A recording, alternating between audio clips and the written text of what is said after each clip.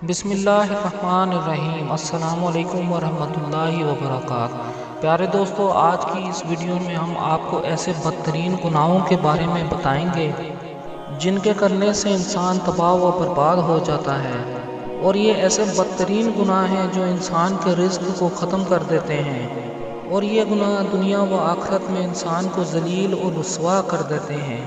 لیکن اس سے پہلے اپنے نئے آنے والے ساتھیوں سے گزارش کریں گے کہ ابھی تک اگر آپ نے ہمارے اس چینل عامر اسلامی ٹی وی کو سبسکرائب نہیں کیا تو سبسکرائب کرتے ہوئے نوٹیفیکیشن بیل کو کلک ضرور کر لیجئے گا، جس سے کہ ہماری تمام ویڈیوز کے نوٹیفیکیشن آپ کو باقاعدگی سے حاصل ہوتے رہیں۔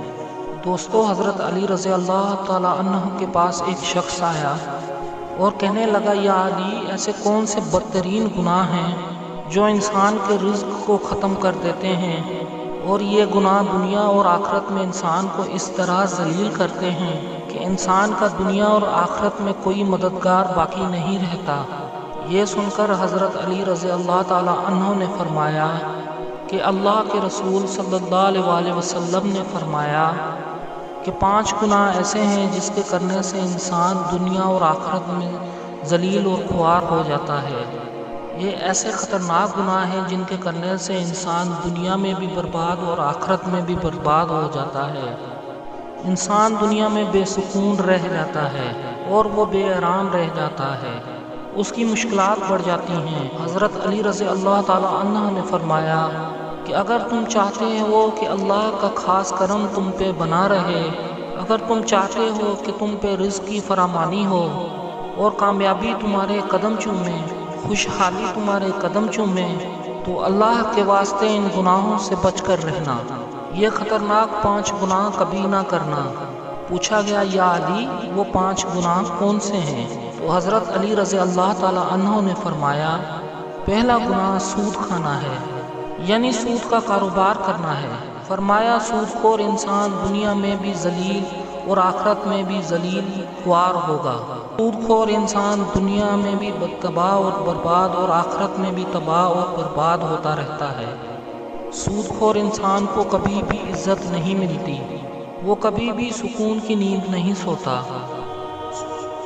سود خور انسان جو دوسروں کو پریشانی میں مبتلا رکھتا ہے اور خود بھی ہر وقت، ہر لمحے، ہر گھڑی پریشانی میں رہتا ہے اور طرح طرح کی پریشانیوں اسے گھیر لیتی ہیں۔ فرمایا، قیامت کے دن سود خور انسان ایسے اٹھیں گے کہ ان کے چہرے مسخ کر دیے جائیں گے۔ ایک سود خور انسان سیڑھی سے نیچے گرا، منہ کے بل زمین پہ گرا اور وہیں مر گیا۔ اس کا بیٹا کئی روز تک اپنے باپ کے مرنے کا غم مناتا رہا۔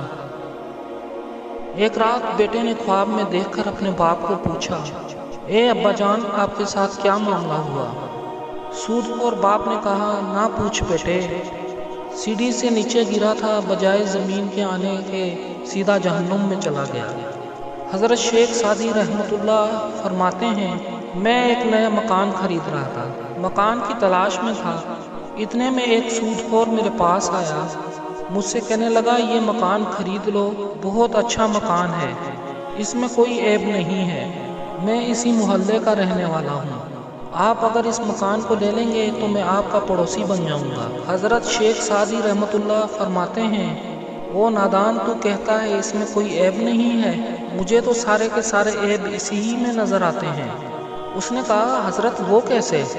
تو آپ نے فرمایا، اس سے بڑا عیب کیا ہوگا کہ ایک سود خور میرا پڑوسی ہوگا، اور جہاں تجھ جیسا پڑوسی ہو وہ مکان مفت میں بھی ملے تو مہنگا ہے۔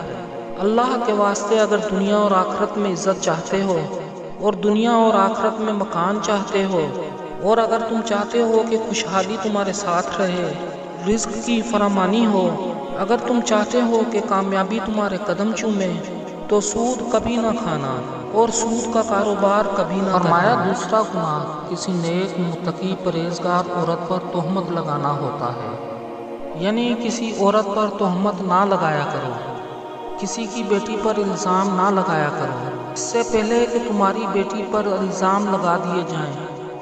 اللہ تعالیٰ فرماتا ہے، جو شخص کسی نیک عورت پر تہمت لگاتا ہے، حالانکہ وہ اچھی ہے، نیک متقی پرہیزگار ہے، وہ نماز بھی پڑھتی ہے، روزے بھی رکھتی ہے، جو شخص کسی اچھی عورت پہ تہمت لگاتا ہے وہ دنیا اور آخرت میں ذلیل و خوار ہو جاتا ہے۔ اگر تم کسی کی بیٹی سے نکاح نہیں کر سکتے تو نہ کرو، کوئی بات نہیں، لیکن خدا را کسی کی بیٹی پر تہمت مت لگانا۔ وہ بوڑھا باپ جو اپنی بوڑھی کمر پر بوریاں لاد کر دن رات محنت مزدوری کرتا ہے، دن رات اوور ٹائم کرتا ہے، محنت مزدوری کر کے اپنی بیٹیوں کو جوان کرتا ہے، ان کو پڑھاتا اور لکھاتا ہے، آج جب اس کی بیٹی جوان ہوئی تو محلے کے نوجوانوں نے اس غریب کی بیٹی کو قبول ہی نہیں کیا، تہمت لگا کر اسے ٹھکرا دیا۔ اس سے شادی کرنا گوارا نہیں کیونکہ اس کے پاس دہیج نہیں ہے۔ ایک تو اسی سے کسی نے نکاح نہیں کیا، دوسرا اس کے اوپر تہمت لگا دیا۔ فرمایا کہ اگر تم چاہتے ہو کہ دنیا اور آخرت میں تمہیں عزت خوشحالی ملے تو کسی نیک عورت پہ تہمت مت لگانا۔ تیسرا گناہ کسی کا حق یا مال ہڑپ کر جانا ہے، خاص طور پہ یتیموں کا مال ہڑپ کر جانا۔ یتیموں کے سر پر شفقت بھرا ہاتھ رکھو، یتیموں کے سر پر رحمت بھرا ہاتھ رکھو۔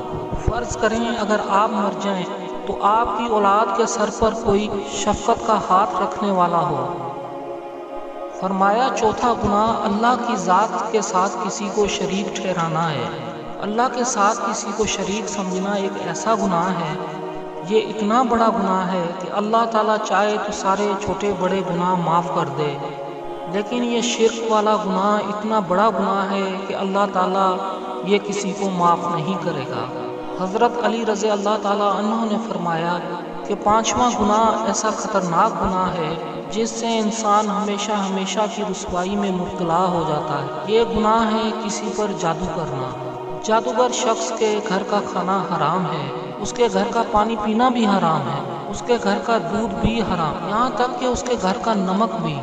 جو شخص کسی پر جادو کرتا ہے، جو انسان کسی کو ذلیل کرنے کے لیے، اس کو رسوا کرنے کے لیے، اس کو پریشانی اور ٹینشن میں مبتلا کرنے کے لیے اس پر جادو کرتا ہے، یہ ایک بہت بڑا گناہ ہے۔ تکلیف ایک ایسی چیز ہے جو گھومتی ہوئی آخر اس بندے تک آ پہنچتی ہے جہاں سے یہ گئی تھی۔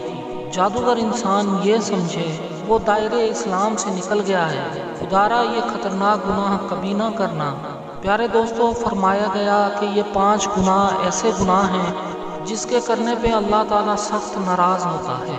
پیارے دوستو، اگر ہم چاہتے ہیں کہ اللہ تعالیٰ ہر وقت ہمارے اوپر خاص اپنا کرم فرمائے تو ہمیں ان سب گناہوں سے بچنا ضروری ہے، خاص کر کے یہ 5 گناہ کبھی نہیں کرنے چاہیے۔ اگر ہم گناہوں سے پرہیز کریں گے تو اللہ پاک ہمیں اس دنیا میں عزت دے گا، ہمیں ایک مقام دے گا، ہم اس دنیا میں بھی اور آخرت میں بھی کامیاب ہو جائیں گے، ہمارے رزق میں فراوانی ہوگی، ہمیں اس دنیا اور آخرت دونوں میں خوشحالی نصیب ہوگی۔ اسی دعا کے ساتھ اپنی اس ویڈیو کا اختتام کرتے ہیں کہ اللہ تعالیٰ ہم سب کو چھوٹے اور بڑے گناہوں سے بچنے کی توفیق عطا فرمائے، اور اگر ہم میں سے کسی سے یہ گناہ ہو گئے ہیں تو توبہ کرنے کی توفیق بھی عطا فرمائے۔ امید کرتے ہیں ویڈیو پسند آئی ہوگی۔ ویڈیو اگر آپ کو پسند آئی ہو تو اسے اپنے دوستوں تک ضرور پہنچا دیجیے گا۔